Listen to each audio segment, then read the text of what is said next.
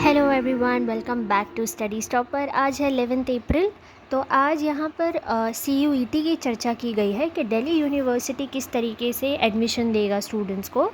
और दूसरा आर्टिकल है पाकिस्तान के बारे में, जो पावर शिफ्ट हुआ है उससे हमें क्या सीख मिलती है और इंडिया के लिए ये पावर शिफ्ट कितना फेवरेबल रहेगा, वो सारी बातें इसमें की गई है।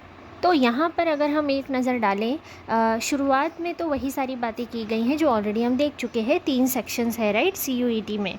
सेक्शन 1 जो है वो आपकी लैंग्वेजेस का है, सेक्शन 2 डोमेन सब्जेक्ट्स का है और सेक्शन 3 जो है वो जनरल एबिलिटी टेस्ट है। दिल्ली यूनिवर्सिटी किस तरीके से एडमिशन्स लेगी, तो CUET के जो स्कोर्स है उस आधार पर ही एडमिशन होंगे। पहले जैसे कट ऑफ सिस्टम था तो एप्लीकेंट के जो स्कोर्स होते थे 4 सब्जेक्ट्स में उनके जो बेस्ट स्कोर्स होते थे उसको लिया जाता था। अब CUET के जो डोमेन पेपर्स है उसमें बच्चों की कैसी परफॉर्मेंस होती है वही आधार बनेगा एडमिशन का। देखिए, फॉर एग्ज़ाम्पल अगर BA ऑनर्स में एप्लीकेंट इच्छुक है एडमिशन के लिए, तो सबसे पहले तो एक लैंग्वेज टेस्ट उसको देना पड़ेगा फ्रॉम सेक्शन 1। फिर 3 सब्जेक्ट्स उसको सेक्शन 2 से चुनने पड़ेंगे। 3 के अलावा वो 5 सब्जेक्ट्स भी डोमेन सब्जेक्ट्स में से चूज़ कर सकता है। और इन 5 डोमेन सब्जेक्ट्स में जो उसके हाईएस्ट बेस्ट 3 सब्जेक्ट्स के जो स्कोर्स होंगे, यानी 3 हाई स्कोर्स जो होंगे इन पाँचों में से, उसको कंसिडर किया जाएगा। अगर BSc में एडमिशन लेना है तो जो मेरिट होगा वो लैंग्वेज में क्या स्कोर आया है और 3 डोमेन सब्जेक्ट्स में जो स्कोर होगा उसको आधार बनाकर एडमिशन होगा। और लैंग्वेज टेस्ट में मिनिमम 30% स्कोर होना कंपलसरी है। इसी तरीके से हर प्रोग्राम का जो क्राइटेरिया है वो अलग है, जो www.admission.uod.ac.in इस वेबसाइट पर जाके आप चेक कर सकते हैं। जैसे अगर हम यहाँ पर बात करें तो BSc ऑनर्स अगर करना है फ़िज़िक्स या केमिस्ट्री में, तो कैंडिडेट्स को फ़िज़िक्स, केमिस्ट्री और मैथ्स सेक्शन 2 में से चुनना पड़ेगा, ठीक है। और साथ ही 30% मार्क्स एक लैंग्वेज में भी लाने पड़ेंगे। और साथ ही अगर मैथ्स और कंप्यूटर साइंस की बात करें हम, तो उसमें एक लैंग्वेज टेस्ट देनी पड़ेगी और सेक्शन 2 में से मैथ्स में टेस्ट देना पड़ेगा और B1 में से और दूसरे 2 सब्जेक्ट्स को उसे चूज़ करना पड़ेगा। यानी बेसिक क्राइटेरिया वही है, आप कौन से प्रोग्राम में एडमिशन ले रहे हैं उस आधार पर आपके जो सब्जेक्ट्स हैं वो डिपेंड करेंगे, ठीक है। और जहाँ पर साइंस की बात होती है तो ऐसे में लैंग्वेजेस का जो आपका टेस्ट होगा उसमें 30% मार्क्स आने आपके लिए कंपलसरी है। इसी तरीके से परफॉर्मिंग आर्ट्स में किसी को एडमिशन लेना है तो उसके लिए अलग क्राइटेरिया है, BL एड में लेना है तो अलग क्राइटेरिया है, ठीक है। जैसे BL एड की बात करें तो 12th क्लास में एटलीस्ट 50% स्कोर होना चाहिए उनका, तो ही वो आगे एलिजिबल होंगे। हमने ये बात की थी पहले, है ना, कि अपने हिसाब से अलग अलग प्रोग्राम्स के लिए 12th क्लास के मार्क्स को भी आधार बनाया जा सकता है, वो पॉसिबिलिटी एकदम रूल आउट नहीं की जा सकती। तो अब क्या स्टूडेंट्स जो हैं उनके स्कूल के जो सब्जेक्ट्स थे उससे हटकर वो किसी स्ट्रीम में अप्लाई कर सकते हैं क्या?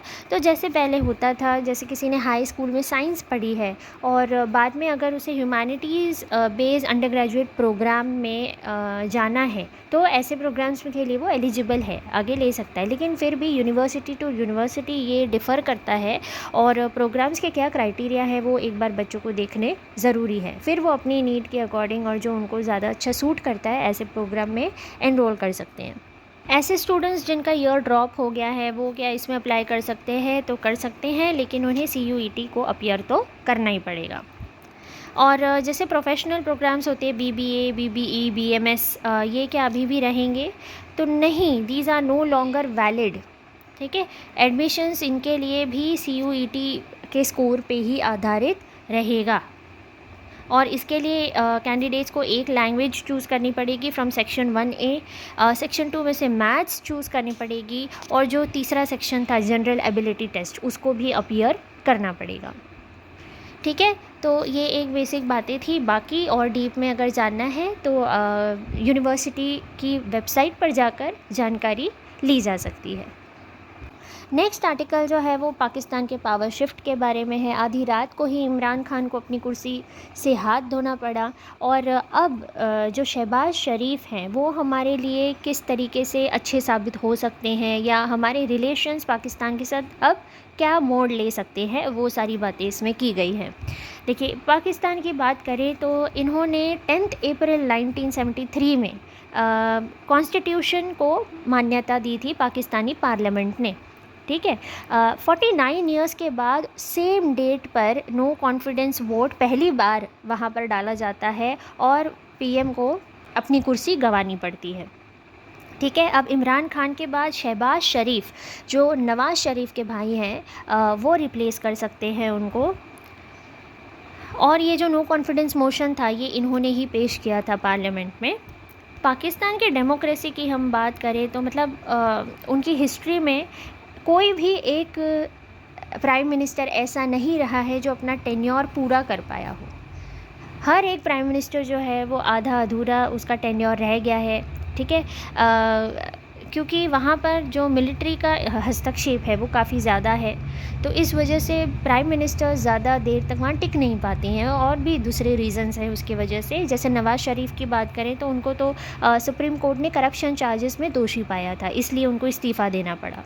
चलिए, ये तो एक बात हुई। अगर हम इमरान खान की बात करें तो उनका डाउनफॉल लगातार ही शुरू हो गया था जब से वो आए ही थे, ठीक है।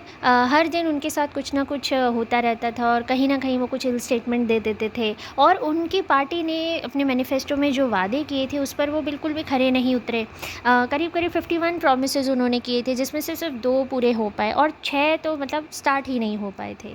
इसके अलावा भी जो पाकिस्तान की इकॉनमी है वो इन्फ्लेशन से बुरी तरह मार खा रही है। इसकी वजह थी गवर्नमेंट का जो इकोनॉमिक मिसमैनेजमेंट था वो, और इसके वजह से वहाँ पर गरीबी अपने पाँव पसारती जा रही थी। साथ ही चाइना की तरफ जो उनका झुकाव है वो पूरी तरह से झुके हुए हैं चाइना की तरफ, ये तो हम जानते ही हैं। और इसके अलावा आईएमएफ से अब वो बेल आउट पैकेजेस भी मांगने लगे थे। और अब जो हाल की बात थी वो भी इनकी चाइना पर जो ओवर डिपेंडेंस है उसी का नतीजा था कि ये मॉस्को एकदम गलत टाइमिंग पर गए, है ना, पुतिन से मिलने। वो टाइम बिल्कुल भी सही नहीं था एक विज़िट पर जाने के लिए। और साथ ही अभी उन्होंने अपनी जो गवर्नमेंट गिरने के पीछे यूएस को सीधे सीधे दोष दिया कि उनकी कॉन्स्पिरेसी है, उसके वजह से फिर जो पाकिस्तानी आर्मी है उन्होंने भी अपना हाथ उनसे छुड़ा लिया। और इमरान खान इसी चीज़ को अपनी यूएसपी मानते थे कि जो आर्मी है वो उनके साथ खड़ी है और वो आर्मी के चहीते हैं, तभी वो पीएम बने हैं। लेकिन उनके आर्मी के साथ भी अभी रिलेशन ख़राब हो गए, क्योंकि जनरल नदीम अंजुम की जो अपॉइंटमेंट है वो उसको ब्लॉक करने लगे थे, ब्लॉक करने की कोशिश की उन्होंने, और उनके बजाय वो जनरल फैज़ हमीद को बहुत सपोर्ट करते थे, उन्हीं को आगे बढ़ावा दे रहे थे। और ऐसा भी माना गया कि उन्होंने एक डील की है लेफ्टिनेंट जनरल हमीद से कि वो उनको आर्मी चीफ बनने में मदद करेंगे। लेकिन इन चीज़ों की भनक जैसे ही जनरल बाजवा को लगी तो उन्होंने हमीद को रावलपिंडी से बहुत ज़्यादा दूर की पोस्टिंग दे दी और ले आई किसको, जनरल अंजुम को ले आए, ठीक है। तो ये सारी चीज़ों की खटपट चल रही थी, जिसकी वजह से इमरान खान को ये जो अपोजिशन है ये सहना पड़ा आर्मी की तरफ से भी। तो एक के बाद एक ये सारी चीज़ें होती गई, जिसकी वजह से आर्मी ने भी ये फ़ैसला कर लिया, भाई अब खान को तो हमें डंप करना ही पड़ेगा। और जनरल बाजवा जो है वो अपनी जो तार है वो नई गवर्नमेंट से बिल्कुल अच्छे से बिठा लेंगे, ताकि उनको एक एक्सटेंशन मिल जाए नवंबर 2022 के बाद, क्योंकि नवंबर में वो रिटायर होने वाले हैं, ठीक है। शरीफ जो है वो वापस सत्ता में आ गए। नवाज़ शरीफ बहुत सालों तक पीएम थे, अब उनके भाई भी तैयारी में है पीएम बनने के 4 सालों के बाद, ठीक है। और शहबाज शरीफ ही थे जिन्होंने नो कॉन्फिडेंस मोशन को पेश किया था पार्लियामेंट में, और उन्होंने पाकिस्तानी आर्मी का जो सपोर्ट है वो जीत लिया है। और साथ ही पंजाब प्रोविंस जो बहुत ही ख़ास वहाँ की प्रोविंस है वो वहाँ के सीएम रह चुके हैं, लेकिन हमेशा अपने भाई नवाज़ शरीफ के साए में रहे। और पाकिस्तानी आर्मी ने उन्हें काफ़ी बार पीएम बनने का न्योता भी दिया, जैसे 1992 में, 1993 और 2016 में भी, लेकिन उन्होंने हमेशा अपने भाई को ही आगे रखा। इंडिया के लिए यहाँ पे इम्पॉर्टेंट ये है कि ये जो शरीफ फैमिली है ये हमेशा से इंडिया के लिए पॉजिटिव रही है और हमेशा से रिलेशंस को इम्प्रूव करने की राह पर चली है। 2013 में शहबाज शरीफ जब इंडिया आए थे तो उन्होंने तब के हमारे प्राइम मिनिस्टर मनमोहन सिंह से मुलाकात की थी। आनंद शर्मा जो हमारे कॉमर्स मिनिस्टर थे उनसे भी मुलाकात की, और तब पंजाब के जो सीएम और डिप्टी सीएम थे प्रकाश बादल और सुखबीर बादल, उनसे भी मुलाकात की थी। और जो भी सारे हमारे मसले हैं, जैसे एक तो कश्मीर तो है ही, कश्मीर के अलावा सर क्रीक, सियाचिन और जो पानी का जो हमारा एक मसला है, उन सारी चीज़ों को अच्छे से सॉल्व करने की बात इन्होंने की थी।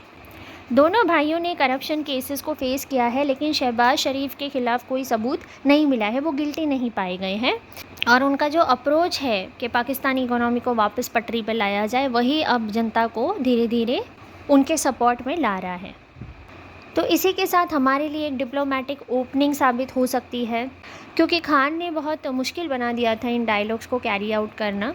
तो अब यही देखना होगा कि शहबाज शरीफ जो है वो किस तरीके से आगे बढ़ते हैं, हमारे ट्रेड रिलेशंस और जो बाकी सारी हमारी समस्याएं हैं, कैसे उनका कोई निपटारा हो सकता है या नहीं हो सकता है। और साथ में इनकी एक बात ये भी है कि ये एक बैलेंस बना के चल सकते हैं यूएस के साथ भी और जो दूसरे बड़े बड़े पावर्स हैं उनके साथ भी। जबकि इमरान खान जो थे उनके यूएस के साथ भी कुछ अच्छे संबंध नहीं थे। जो बाइडेन ने तो उनको एक बार फ़ोन भी नहीं किया, फ़ोन पर उनकी कोई बातचीत भी नहीं हुई।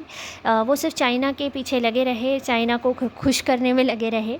तो शहबाज शरीफ जो हैं वो थोड़ा सा बैलेंस्ड अप्रोच अपनाएंगे, क्योंकि वो पहले भी पॉलिटिक्स में रह चुके हैं, तो उनका एक तजुर्बा है। तो अपने एक्सपीरियंस को यूज़ करते हुए वो शायद कुछ और बेटर सॉल्यूशंस निकाल पाएँ। बस तो यही थी आज की डिस्कशन, यही 2 आर्टिकल्स थे important. Alright friends, that's it for today. मिलते हैं हम कल नए एक्सप्लेन टॉपिक्स के साथ। Till then keep preparing, stay motivated. जय हिंद।